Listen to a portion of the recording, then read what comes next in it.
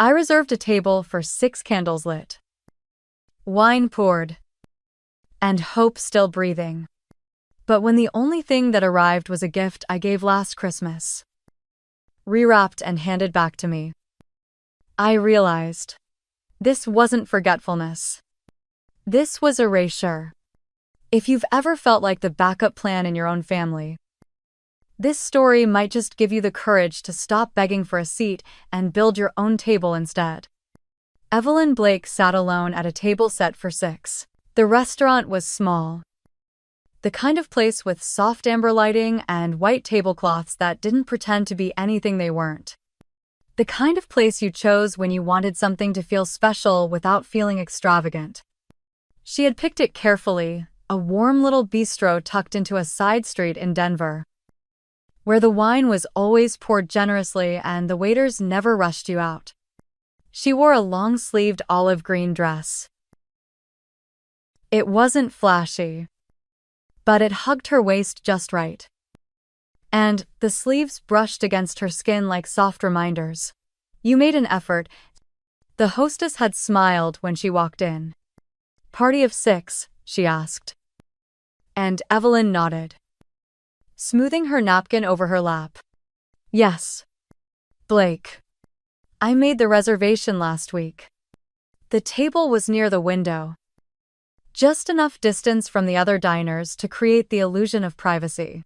Candles flickered in low glass holders, casting little shadows across the silverware. The wine glass in front of her was already half full, a rich red that caught the light like a secret waiting to be kept. She checked the time again. 6:47 m. Still nothing. She told herself not to look worried. She adjusted her fork, then her napkin, then her phone. They'll come. They're just running late.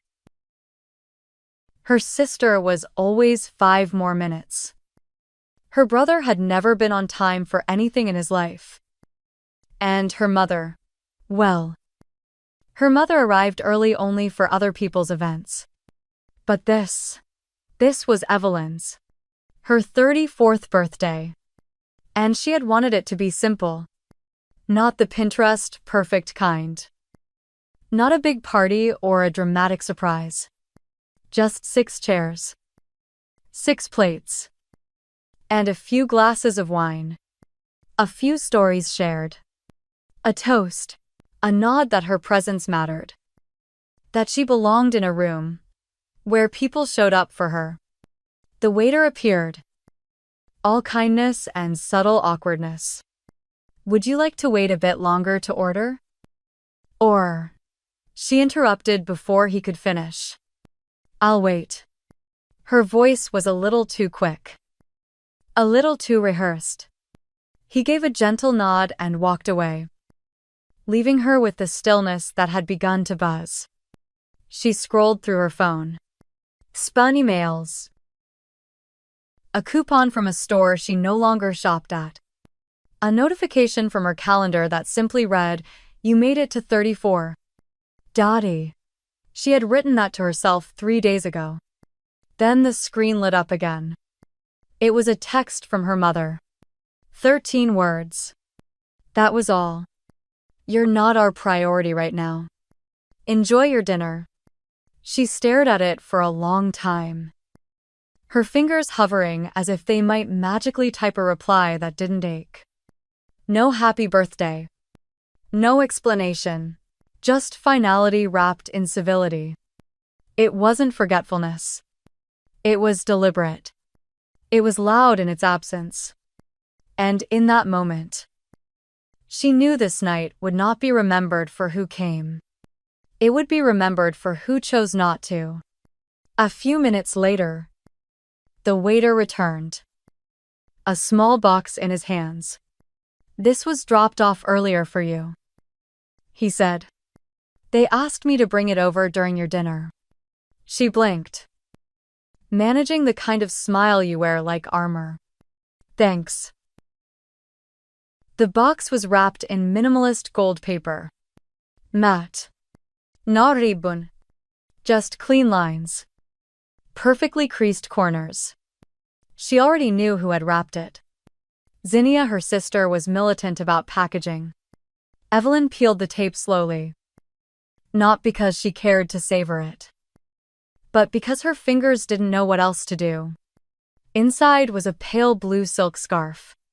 Soft. Familiar. Too familiar. She had bought this scarf for her mother last Christmas. She remembered every detail. The brand stitched along the edge. The exact hue that reminded her of winter mornings in Aspen. The snag on one corner where her mother had caught it on her ring during church. It was the same scarf. Not just a copy. The exact one. Underneath it lay a card. Happy birthday from all of us. But there was something beneath those new words. Faint. Ink from a previous message that hadn't quite faded completely. She tilted the card in the candlelight. She saw her own handwriting. Love you always. Mom. She had written that last year. They hadn't even bothered to use a new card. They had written over it. As if memory could be recycled. As if love could be returned like merchandise. Her hands were steady.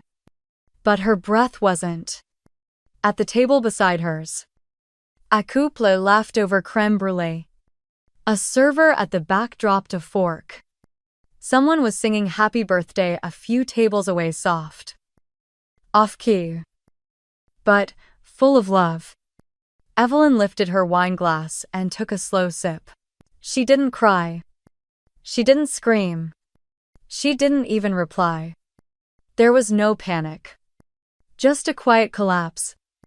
She looked at the empty chairs in front of her. 6 place settings. 5 unused.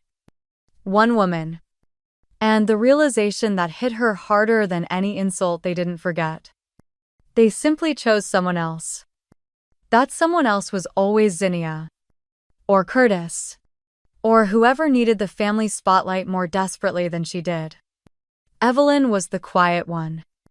The stable one. The dependable pillar who didn't need much. But today, she had asked. Just once. She had asked to be shown up for. And they didn't.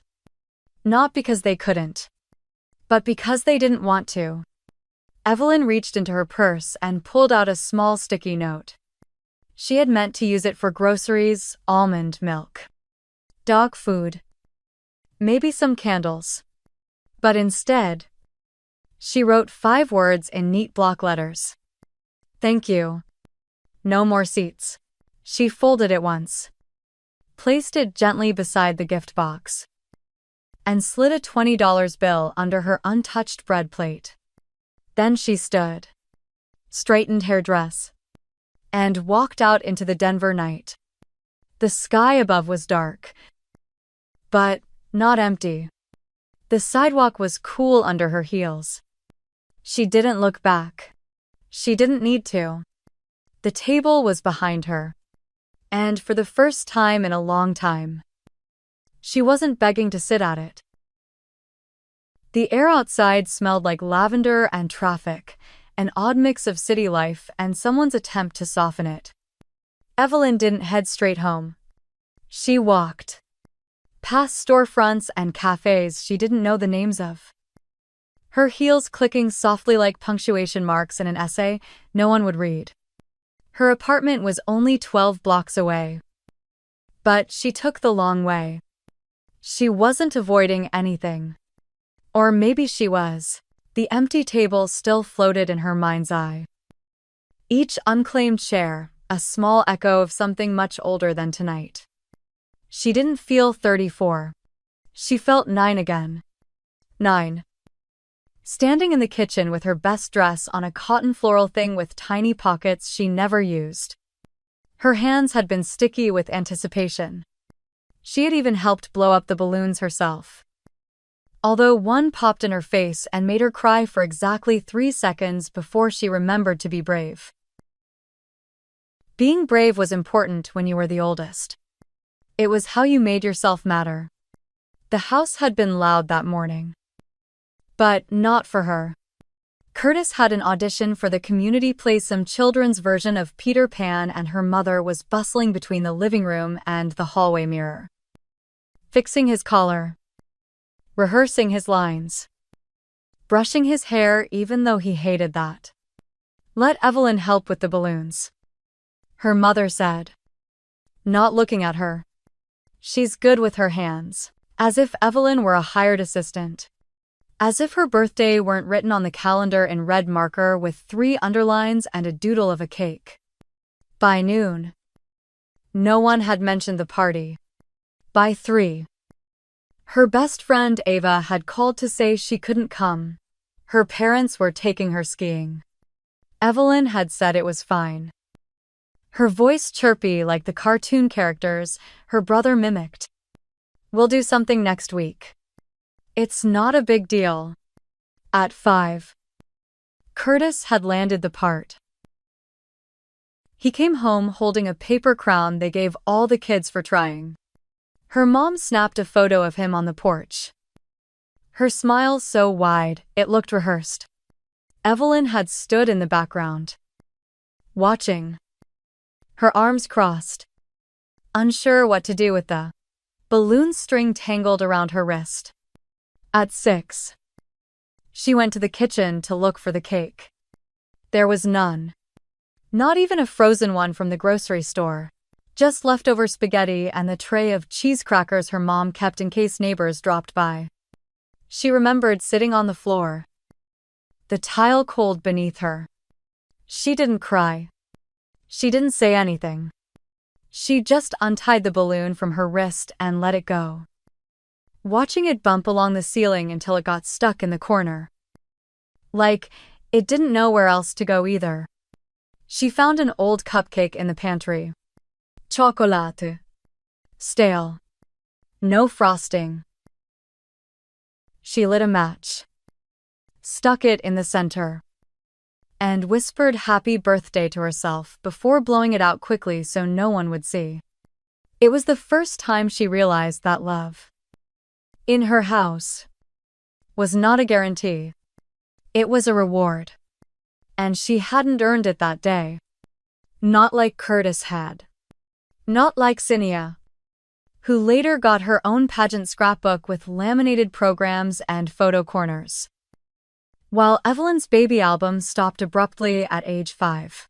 From that birthday forward, Evelyn stopped expecting the candles. Instead, she became good at baking for others. Cupcakes for Zinnia's volleyball team. Pumpkin pie for Dad on Thanksgiving.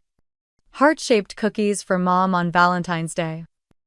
Even when Mom said sugar made her joints ache, she had learned early how to pour from a pitcher no one bothered to refill. But there was one person who always noticed. Her father. He was not loud in his love. Not theatrical like her mother or emotional like her siblings. But he was consistent. Reliable in a way that built trust quietly. Like a roof you didn't realize you depended on until it started to leak. Every year on her birthday, without fail, he left her a card. Sometimes with flowers. Sometimes just taped to her bedroom door. Never showy. Always handwritten. Once, when she was 13, the card simply read, "You make this house feel like home. Don't let anyone dim that." She had memorized it. She still kept it, tucked in an old book on her shelf. Wuthering Heights. Of all things, he was the only one who showed up to her high school orchestra recital. He was the one who helped her move into her college dorm while her mother stayed behind to help Zinnia with her college application essays, even though Zinnia was 2 years younger and not applying anywhere yet. When he died unexpectedly, at 59 from a heart attack, Evelyn didn't cry for days. The grief sat in her throat like a stone too jagged to swallow. When they read the will, everyone had been too stunned to notice the small envelope inside his top drawer. Addressed to her. No dramatic statements. Just another birthday card unsigned. Unmailed. but dated. To Evelyn. Senshitsu. That would have been this year. The one she'd just spent at a table set for ghosts. Back in the present. Her apartment building came into view. The lights in her window were off. The hallway smelled like someone had burned dinner. And the elevator groaned like it disapproved of late arrivals. She unlocked her door and stepped inside. The quiet was immediate and whole. She poured herself a glass of water she wouldn't finish and sat on the couch, not bothering to remove her shoes. The scarf still sat in her bag, the one they'd regifted her. She didn't pull it out. Instead, she opened the drawer under her coffee table and took out the old birthday card from her father. She read it once. Then again. You make this house feel like home. Maybe that's what she'd been trying to do all these years, make herself indispensable. Useful. Present. Maybe she had believed that if she kept showing up, they'd eventually save her a seat. But people don't give what they don't recognize as valuable. And Evelyn was done teaching people how to see her. Evelyn didn't sleep that night. Not because of nightmares or even because of sadness, but because everything inside her had gone eerily quiet. Not numb, no. This was something else. It was as if her body had reached the outer edge of a storm and entered a kind of stillness. Not peace, but clarity. At 1:17 a.m., her phone buzzed against the nightstand. She reached for it instinctively, half hoping it was some quiet retraction, some last-minute apology. Instead, it was a notification. Zinnia Jennings just posted a new photo. Evelyn's thumb hovered for a moment, then tapped. The image loaded slowly. Bad signal. Or maybe it was the universe giving her one last chance to look away. She didn't. The screen came into focus. There they were, her mother Velma, her sister Zinnia, her brother Curtis, even Uncle Ray, who hadn't been invited to anything since he'd forged their father's signature on a donation check years ago. They stood outside the Marina, a fine dining restaurant in Boulder with white stone walls and oversized champagne flutes. Curtis stood in the center, arms flung wide like he was accepting an award, his signature grin stretching too far. In his hand, a set of keys dangling from a motorcycle keychain. Above him, a banner strung across the glass doors. Celebrating the dreamer Curtis did it. Evelyn stared. The caption read, "He finally made it happen. Number. Family pride number big moves." Her breath snagged. She zoomed in. Velma was wearing the exact scarf they had regifted to Evelyn earlier that night. Pale blue silk. The same snag near the hem. Now, draped around her shoulders like it belonged there. She zoomed in again. Curtis's wrist gleamed beneath the patio lights, a sleek black watch. The same one he had texted her about 2 months ago. Is this too much? Can't afford it right now. But, man, I love it. Evelyn had replied. Wait. Save. It's not urgent. He had said, yeah. I'm broke anyway. Rent's due. Might get kicked out. Aylin. I'm scared. Aylin. That's what he always called her, some childhood mispronunciation that stuck long after it was cute. 2 weeks ago, she had wired him, eins. Wubai. Rent. He said. He was shopping. Celebrating. Using her kindness as currency. She dropped the phone gently on the couch and stared at it like it was radioactive. Then, slowly, she picked it back up and opened her banking app. Scrolled to the transaction. Transfer complete. Tuesday. 10:42 a.m. Curtis Blake Jennings. Wubai. She let out a sound somewhere between a laugh and a hollow breath. Not anger. Not even betrayal. Recognition. This wasn't a single wound. It was scar tissue. Layered. Old. Familiar. She opened her laptop and clicked into a folder she hadn't touched in months. Personal records. Inside it, a spreadsheet she had once begun and abandoned. Support tracker. XLSX.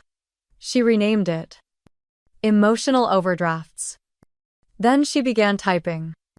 Feb 2022 kurtis, kar payment 800. Only this once. I swear. July 2021 Zinnia. Baby shower emergency decor, $320. Last minute ask. No thanks. Dek 2020 Velma, dental work, 600. I'll pay you back after New Year's. She didn't. Mar 2019 Curtis, bail money, 1. Lambe. Never talked about it again. Every Thanksgiving since 2015 grocery costs. Prep.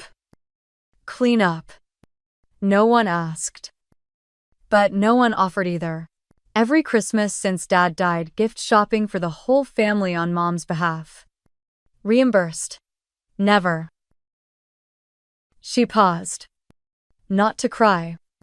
To breathe. Each line was its own memory. Each number, a small withdrawal from herself. She had spent her whole adult life bankrolling loyalty not because they asked, but because it was expected. Because she thought that maybe, if she kept giving, she could earn something in return. Not money. Not recognition. Just a seat at the table. But here was the truth. Cold and hard like winter light. They'd raised a glass in her absence. Paid for by her generosity. And none of them had flinched. She copied the Instagram photo and pasted it beside the last line of her document. Then opened another tab and searched for familial emotional neglect, adult coping. It was 3:08 a.m. when she landed on a Reddit post. Being the responsible child just means they feel entitled to your silence. The words hit like gospel. She wasn't dramatic. She wasn't being too sensitive. She was being rewritten silently. Strategically into a version of herself that they could ignore. Curtis was the dreamer. Zinnia was the heart. Velma. The legacy. Evelyn was the wallet. She closed her laptop without shutting the tab, letting the quote linger in the background. Then she reached for the gift box again, pulled the scarf from its packaging, held it up, studied it. The snag was still there. The perfume faint, but not gone. It hadn't even been washed. She folded it slowly, deliberately, and tucked it into the donation bag by her front door. Not out of anger. Out of truth. It didn't belong to her anymore. Neither did the weight of trying to earn affection that came with terms and conditions. She sat back on the couch, the lamp casting soft light over her lap, and whispered aloud to the silence. You didn't forget me. You just used me better when I stayed quiet. And she wasn't quiet anymore. Monday arrived wearing a gray sky. The kind of overcast that made even good things feel temporary. Evelyn stood barefoot in her kitchen, nursing a cup of black coffee she didn't need. The night before had been long and sleepless. Her mind threading through every conversation she hadn't questioned hard enough. Every transfer she had made without hesitation. Curtis. Zinnia. Velma. They had all become familiar transactions, withdrawals she made from her own spirit in exchange for the illusion of inclusion. But last night had shifted something. She wasn't drowning anymore. She was surfacing. And clarity was a cold, sharp air to breathe. She opened her laptop, scrolling past the emotional overdraft spreadsheet and the folder labeled "Closure is mine." Instead, she clicked into an older file, one she hadn't opened in years. Property 142 Willow Bend. Her childhood home. The one her father left them when he passed. He had split ownership between Evelyn, her mother, and her brother, Tsinia. By then, had married into another state and claimed she didn't want to deal with the paperwork. The home had been left in trust, jointly held. Or so she had thought. Evelyn clicked through the deed documents, her cursor hovering over a new entry. Revised ownership agreement. Updated the 3rd of March. 2024. Her heart stuttered. She hadn't signed anything. She opened the file. There it was, her name missing from the title. No Blake. Evelyn Bissell Jennings. Velma and Jennings. Curtis. Just them. New notification. No request. Just a quiet erasure. The air around her stilled. She clicked the download icon. Her fingers suddenly cold. The PDF loaded clean. Official looking. Notarized. Evelyn scrolled to the bottom where the signatures sat. Curtis. Velma. And Evelyn M. Blake in script that mimicked hers but wrong. Too neat. Too rounded. A version of her handwriting if it had never lived through grief. She stared at it for a long time. Then picked up her phone. It took 3 transfers and 10 minutes of tinny hold music before a woman named Sandy picked up from the Arapahoe County Clerk's office. Hi. Yes. Evelyn began. Her voice level. Almost formal. I'm calling about a deed revision filed last month. I'm listed as a former co-owner, and I just noticed my name is no longer there. Okay. Sandy said. Do you have the file number? She read it aloud. More clicking. More silence. Yes. Sandy finally replied. Looks like the updated document was submitted in person. Processed and notarized. All signatures attached. Evelyn's grip tightened. Was there ID verification for all parties? Let me see. Another pause. For Velma and Curtis. Yes. But for the third party, it says the signature was provided. But no photo ID logged. Evelyn inhaled slowly. I never signed that, she said. Flat and even. That's not my signature. I wasn't present. And I never consented to being removed. There was a pause. The kind that acknowledged gravity. Well, Sandy said carefully, I would recommend contacting a property attorney. If you suspect signature fraud or unauthorized action, they'll know what to do. It's rare, but not unheard of. Right. Evelyn said. Thank you. She ended the call. Her hand was shaking. But her mind wasn't. Not anymore. This was no longer a story about being excluded. This was a theft. Not just of property, but of presence. Of personhood. She stood up and walked slowly to her bookshelf, pulling out a gray binder from the bottom shelf.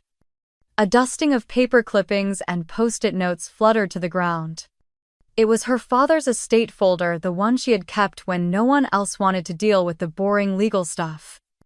Inside, she found the original deed. Her name. In ink. 3 signatures. Witnesses. A line her father had written in the margin. All parties equal. Nobody gets erased. She ran her fingers over it like it was braille from a man who had always known how fragile fairness could be. Back at her desk, Evelyn created a new document case log, unauthorized deed revision. She began logging everything date of discovery. Screenshots of the current and past deeds. Phone call transcript with Sandy. Screenshot of Curtis's Instagram post. Holding the motorcycle keys. Wire transfer receipt to Curtis. Dated the same week. Each line built a new kind of armor. She wasn't mourning anymore. She was preparing. She opened her email and searched through her contacts for an old referral. Janine, an estate lawyer from a volunteer legal aid workshop she once attended with her friend Mara. She drafted a short message. Subject: urgent suspected signature fraud family property. Hi Janine. I hope this finds you well. I'm reaching out regarding a property matter involving my late father's home. I've recently discovered my name has been removed from the deed without my knowledge or consent. Attached are the current and original documents, as well as supporting records. I believe this constitutes signature fraud. I'd like to understand my legal options. Best. Evelyn Blake. She attached the files. Hit send. Closed the tab. Then sat back. The apartment around her was silent. But not empty. Not anymore. The stillness wasn't passive now. It was poised. She looked at the copy of the deed again. The forgery was almost impressive. They had practiced. Calculated. Planned. But they hadn't counted on her noticing. Or fighting back. And that was their mistake. Because Evelyn had spent her entire life being quiet, helpful, agreeable. What they hadn't realized was that under all that softness was something harder than they could see. A woman who remembered. A woman who documented. A woman who had nothing left to lose because they'd already taken what mattered. Now, she would take back the rest. It came just after sunset. The knock wasn't timid. It wasn't rushed either. It was that confident rhythm that people use when they assume the door will open for them. Evelyn froze mid-step. A spoon still in her hand from stirring the pot of lentil soup she hadn't even wanted. She turned the burner off and moved quietly to the front of the apartment.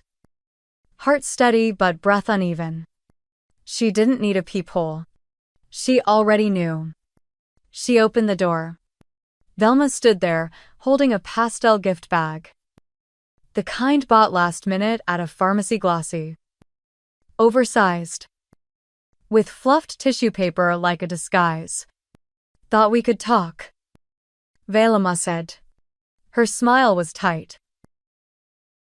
Polite. Too controlled. Like adults. Evelyn didn't move. She didn't step aside. But her mother walked in anyway. Of course she did. That had always been Velma's way deciding when doors opened. Even ones that weren't hers. Velma surveyed the apartment like a guest, too proud to be impressed. I like what you've done with the place. She offered. Like that was neutral ground. Evelyn closed the door slowly behind her. It hasn't changed, she said flatly. Velma placed the gift bag on the coffee table and sat delicately at the edge of the couch, crossing her legs at the ankles. She looked poised. Practiced like a woman, staging her version of a peace summit. We thought maybe you needed space. She began, smoothing her blouse like it might iron out the tension in the room. Evelyn remained standing. I didn't disappear, she said calmly. I was erased. The words landed with a quiet thud. Velma blinked. I don't think that's fair, she replied after a beat. her tone already shifting from sympathy to defense.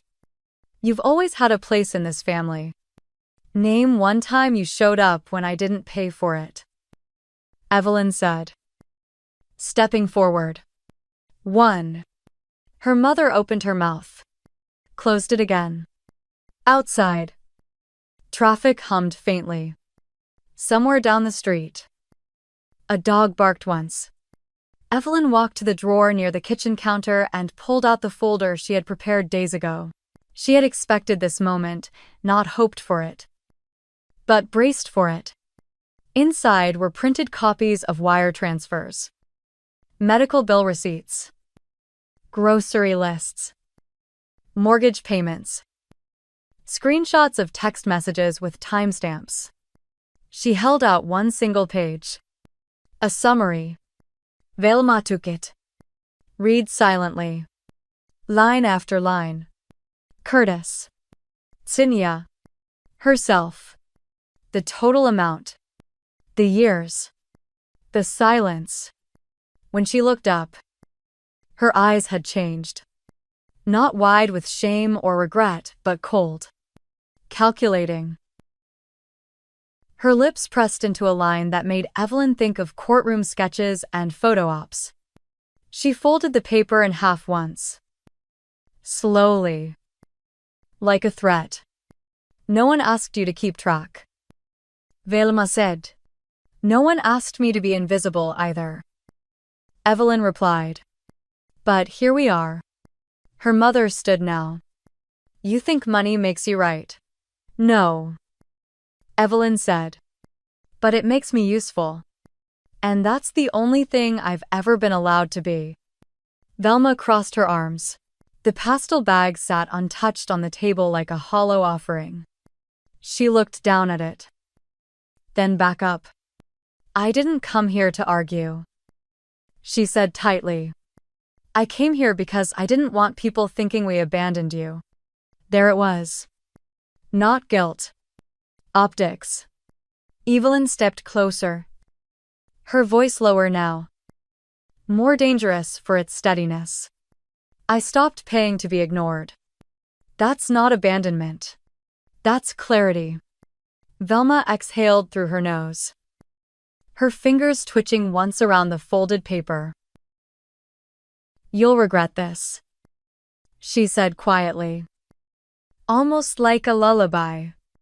Once you're alone, when it's quiet, when no one's there to pick up the phone. Evelyn didn't flinch. She had already lived that silence. Slept next to it. Celebrated birthdays with it. She moved to the door and opened it. I've already been alone, she said. This time, it's by choice. Her mother stood still for a moment. The insult failing to land. Evelyn could see the strain behind her composure. The twitch of disbelief that someone had dared say no. Velma adjusted her coat like armor. Stepped past Evelyn without another word. And walked into the hallway. The door clicked softly behind her. Evelyn leaned against it and exhaled, not relief. Not pain. Just the quiet breath of release.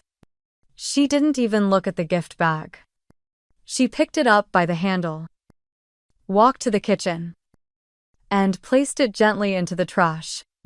Not out of rage. Out of finality. Then she poured herself a glass of water and sat down on the floor, her back against the cold cabinet. The lights from the street slipped through the blinds, striping the apartment in soft gold and gray. She was alone, but not abandoned.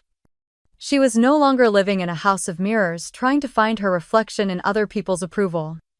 She had her own. And it was clear.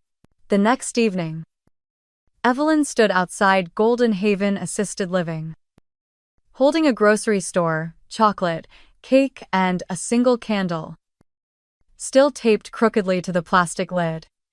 She had bought it for herself 3 nights ago. A small gesture of defiance against being forgotten. But the cake never made it to the table. It had sat in her fridge, untouched, aging like a memory no one wanted to unwrap. Tonight, it had purpose. Not for celebration. Exactly. But for recognition. The drive over had been quiet. No music. No podcasts. Just the low hum of her tires and the thoughts she no longer tried to outrun. She parked and stared at the front doors for a moment, gathering herself not because she expected anything dramatic, but because she was learning that healing requires intentionality. The woman at the front desk buzzed her in without questions. Maybe she recognized her. Maybe she saw the way Evelyn cradled the cake. Like, it was more than just sugar and frosting. Some visits don't need explanations.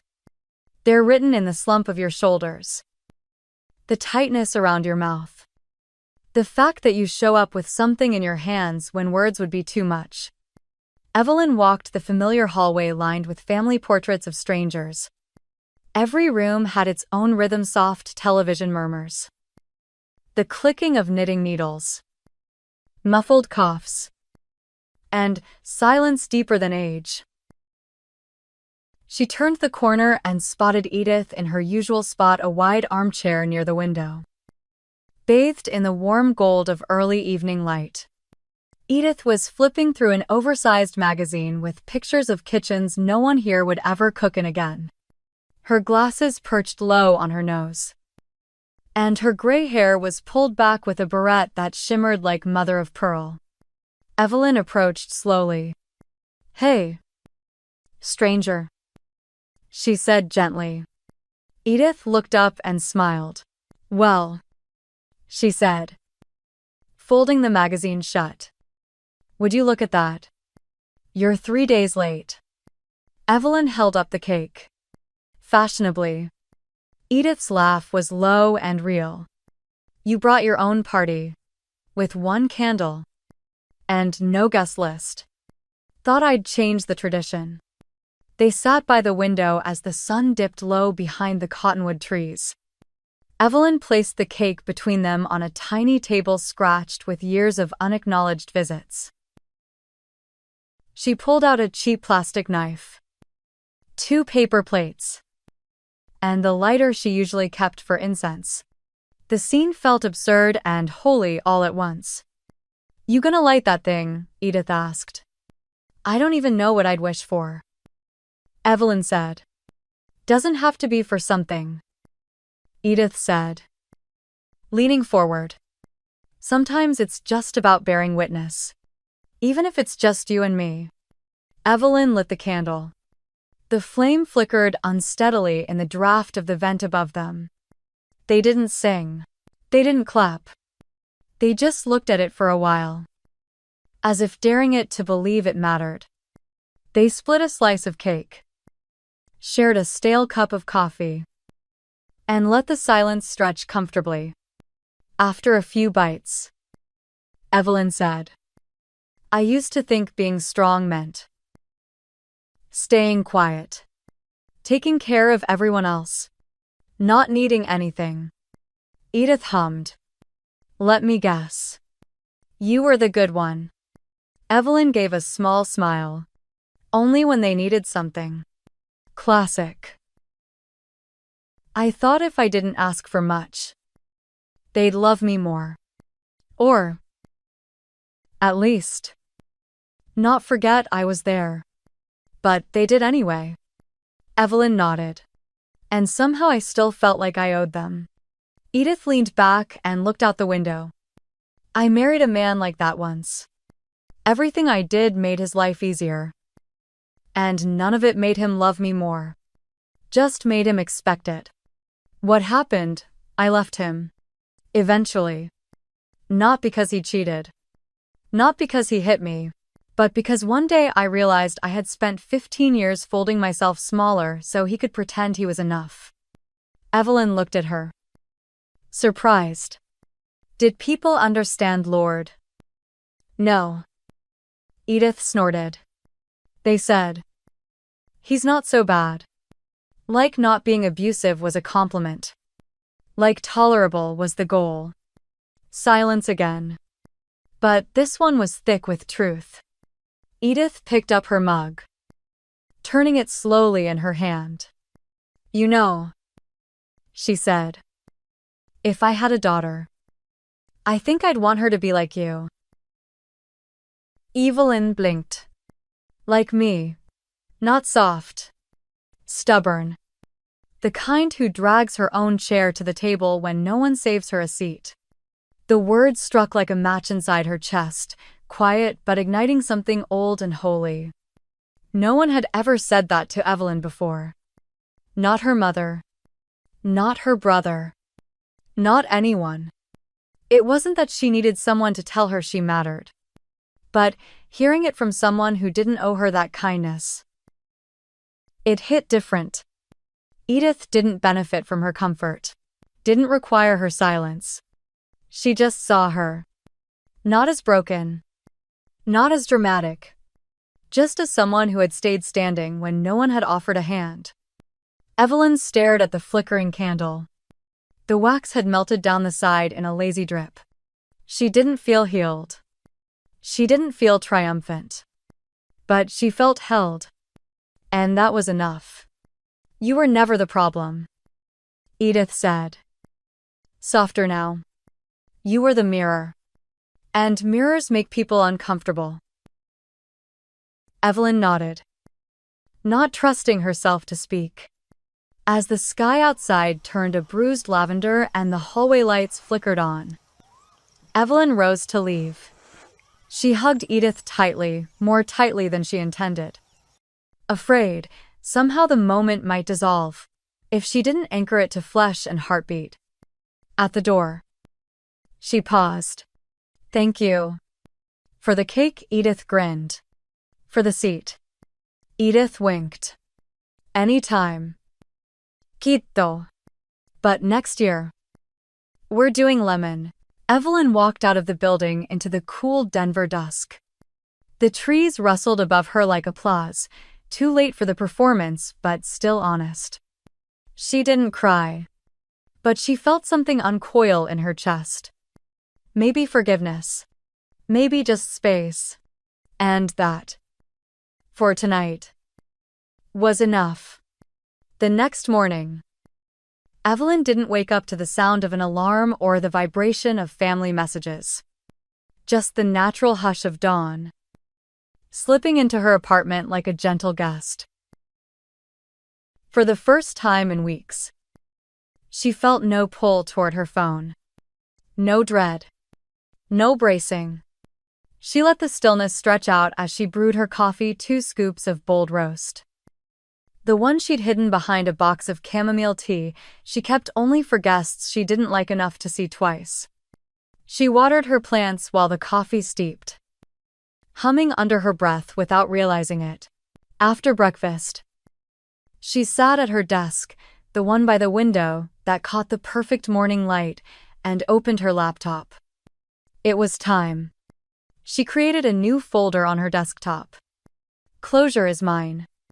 The name wasn't dramatic, just honest. She began the quiet work of extraction, not out of anger, not out of vengeance, but because there was no more space in her life for invisible strings tugging at her without her consent. First, the shared streaming account. She logged in, changed the password, then closed it completely. Velma wouldn't be watching Evelyn-funded documentaries anymore, claiming the family loved intellectual stuff while skipping past anything with subtitles. Then the grocery delivery service canceled. The auto-renew subscriptions gone. The shared photo cloud shut down. Every image of smiling faces and birthday tables she was cropped out of archived. Not because she wanted them, but because she might need them. Proof wasn't for them. It was for her. A record of omission. She transferred screenshots of old group texts, the ones where Curtis begged for rent money while posting new motorcycle gear 2 hours later. The email from Velma denying any knowledge of the real estate changes. The Instagram posts with captions that erased her existence while weaponizing the idea of unity. Every message that made her shrink. Every receipt that proved she was never crazy. Never too much. Never imagining things. She filed them all. Then, without flinching, she forwarded the folder to her attorney with a clean subject line. Final documentation for file Jennings v. Jennings. It felt cold. And necessary. She sat back in her chair and stared at the glowing desktop. The folder sat there like a quiet monument not to what was lost, but to what was done. Her phone buzzed. She didn't jump. Just leaned over, picked it up, and scanned the lock screen. Family group chat, new name. Family First Ha. The irony was almost poetic. They didn't remove her from the chat. That would have taken intention. Instead, they just moved around her, like she was furniture in a room too inconvenient to rearrange. Conversations rolled on Curtis asking for help with the mortgage he'd inherited. Zinnia suggesting they all meet up soon without drama. Velma posting passive-aggressive quotes about betrayal and loyalty. No one tagged Evelyn. No one mentioned her name. It was as if she'd never been there at all. She scrolled slowly, watching the digital version of Erasure unfold like a script they'd rehearsed for years. They didn't need to exile her. Just pretend she had wandered off. Still, she didn't reply. Didn't flare with rage or spiral into heartbreak. She just hit mute. Then, after a long breath, she hit delete.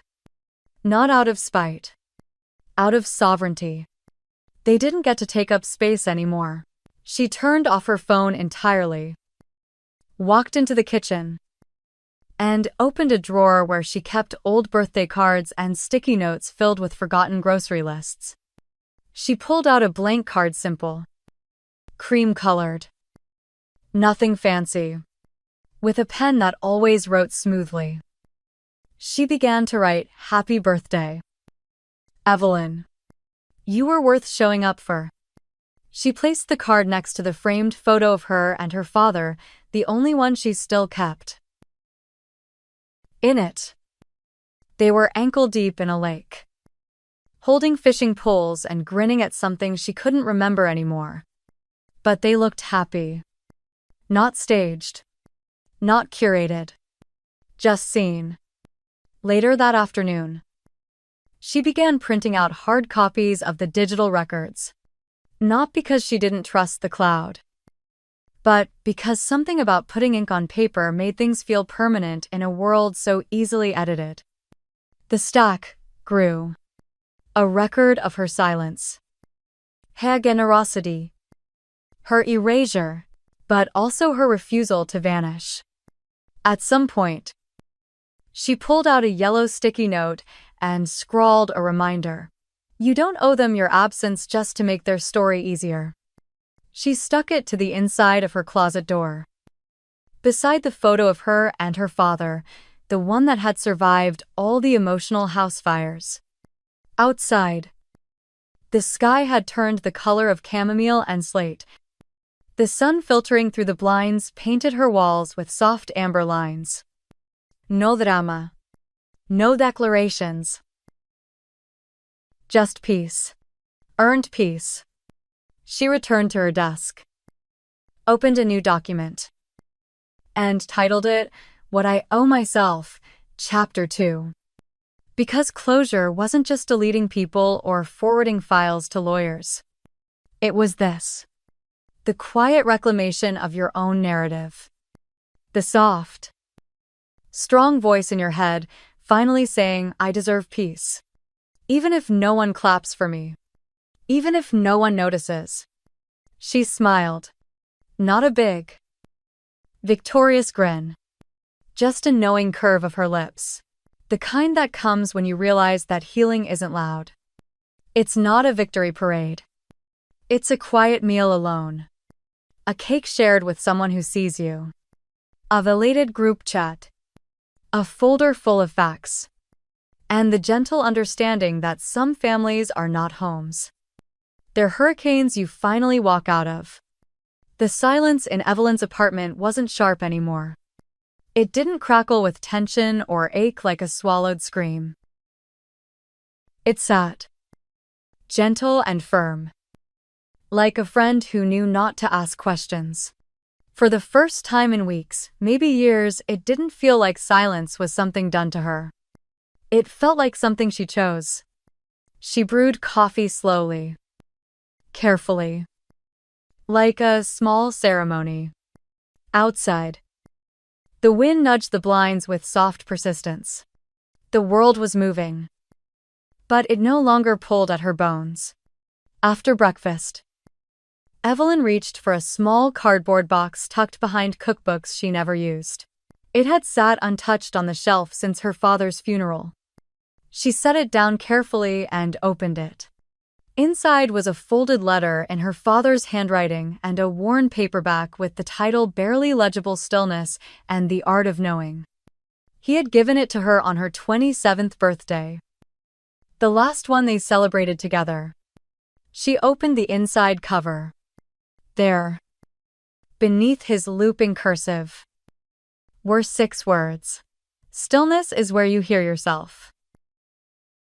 She closed her eyes for a moment and let the sentence echo in her ribs.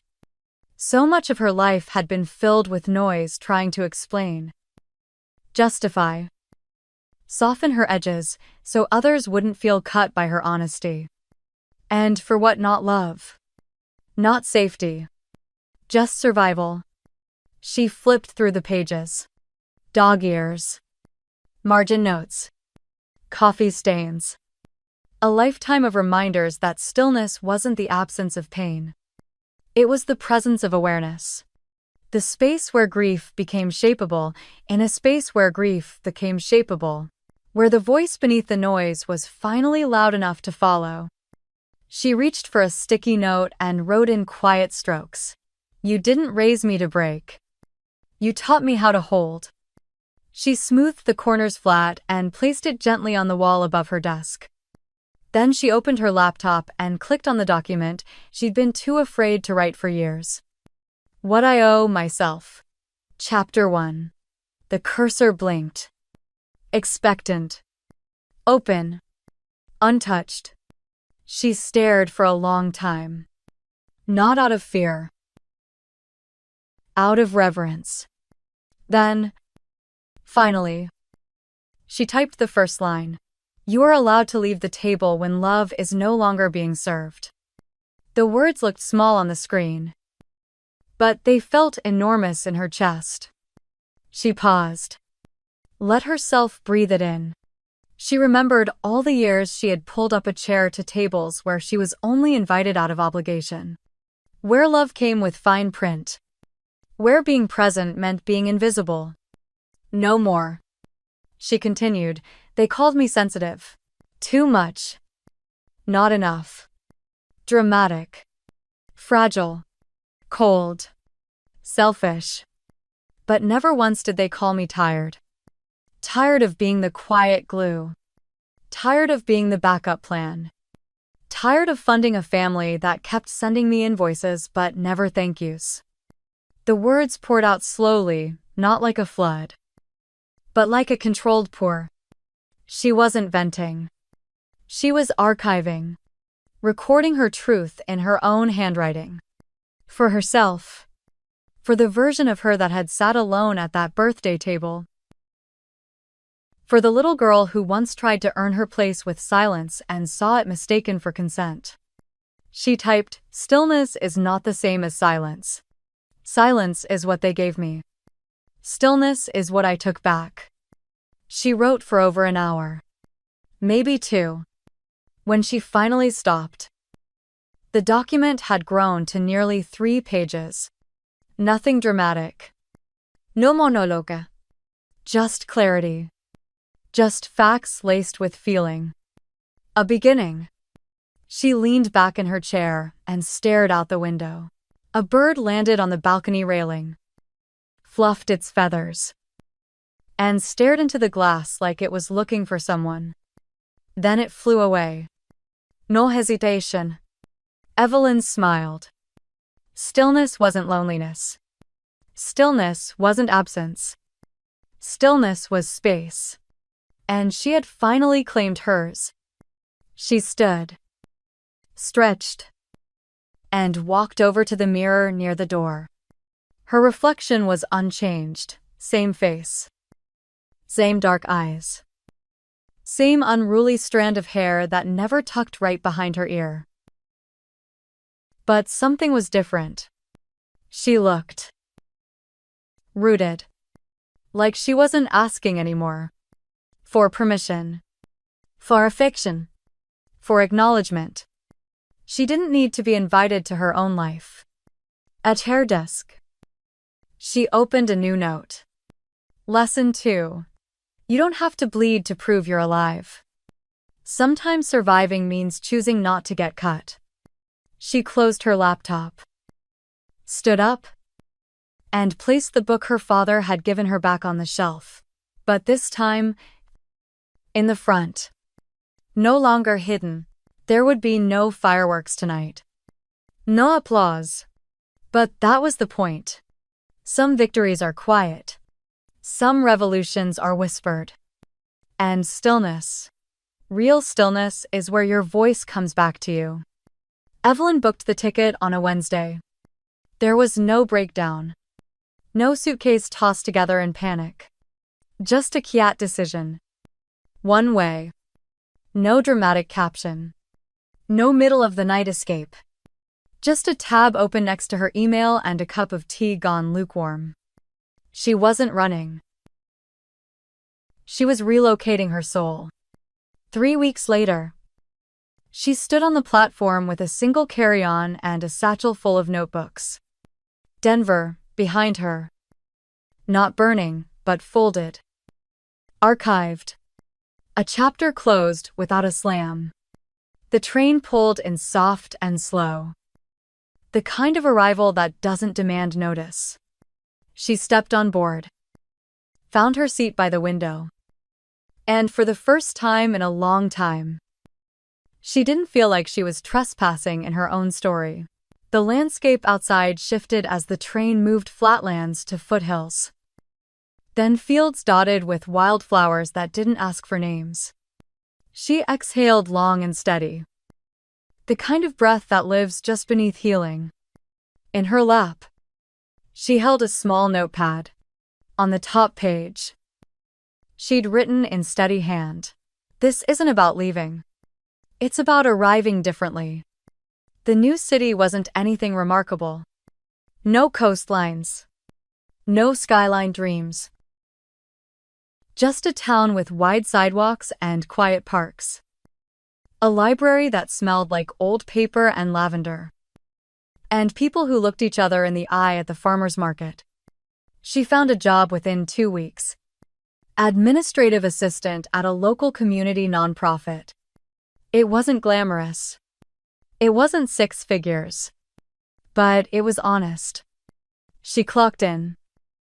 Answered calls. Arranged events. Some days were boring. Some exhausting. But every day she went home tired for the right reasons, not because she was being drained by the weight of someone else's expectation. She made friends slowly.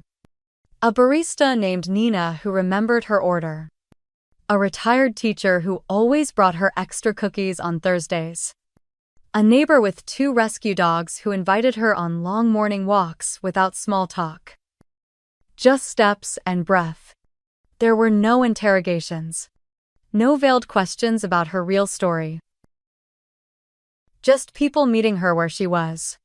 One Saturday, she bought a small pine table from a thrift shop and carried it up to her apartment by herself. One step at a time. She sanded it down. Painted it soft cream. And set it by her kitchen window. Then she added 2 mismatched chairs. Not because she was waiting for someone, but because she believed in possibility again. She lit candles in the evening. Not for ambiance, but as markers of intention.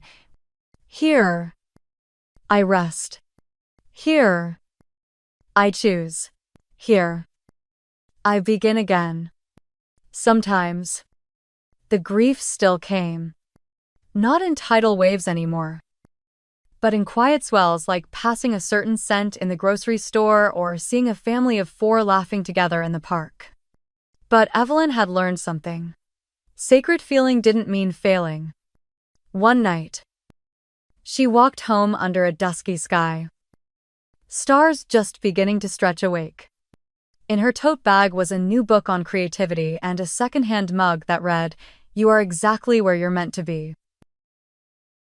She turned her key, stepped into her apartment, and paused at the pine table. She set down the bag, then pulled out her chair, and sat. No waiting. No apology. Just presence. She opened her laptop, fingers hovering above the keyboard, and titled a new document, "What I Owe Myself." Chapter 3. She typed, "I spent years trying to earn a seat at a table that was never meant to hold me. Now I'm building my own one that doesn't require permission to stay." She stared at the sentence for a long time. Not because she doubted it, but because she finally believed it. She closed her eyes, smiled. The kind of smile that comes not when something ends, but when something begins. Not the start of a fight, not the start of a reckoning, but the start of a self. A quiet, honest, unapologetic becoming. She reached for the sticky note from her father, still tucked in the back of her book.